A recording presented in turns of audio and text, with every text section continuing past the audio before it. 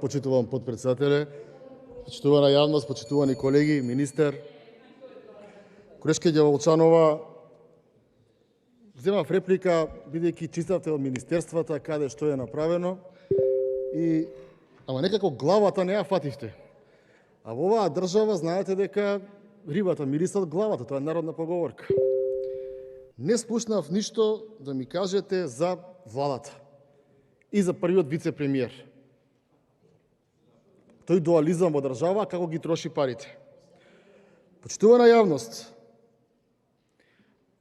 во 2021 година премиерот во заминување има потрошено 665 милиони 725 илјади денари на договорни услуги. Тие му биле малку.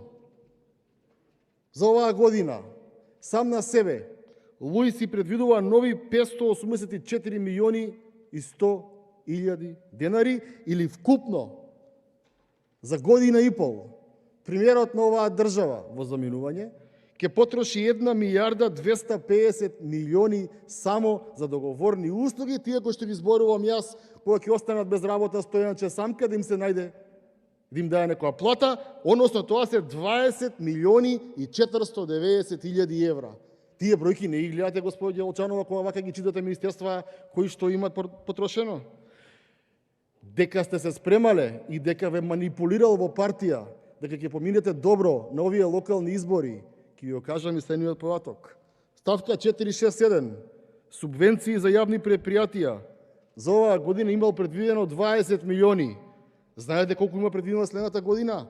0. Зошто?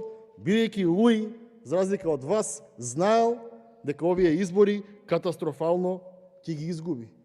Така да, кога читате бројки, за да бидете кредибилна, излезете и почнете од главата, од премиерот на државата. Имам две прашања до вас, исто како што ја прашав утрово и почитуваната колешка Лазаровска.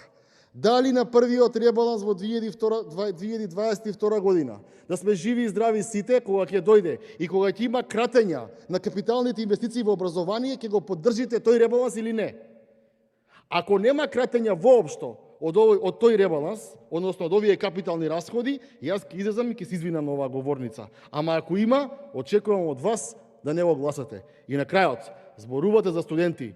Колешка Ѓаволчанова, срамота е за студенти да зборува партијата која што ветуваше студентски град. Од оваа говорница, најнеуспешниот градоначалник на општина Карпош, со неуспешен обид за секретар кај вас у партија, ветуваше студентски град. Студентски град. И сега вие зборувате што ќе им правите за студентите после 5 години власт. Се извинувам за секунда. Не сме 2017-та. Не гласаме буџет за 2018-та. Ве научија граѓаните 5 години лаги и ништо повеќе. Благодарам. Контрреплика пратеничката Драгица Ѓаволчанова, повелете.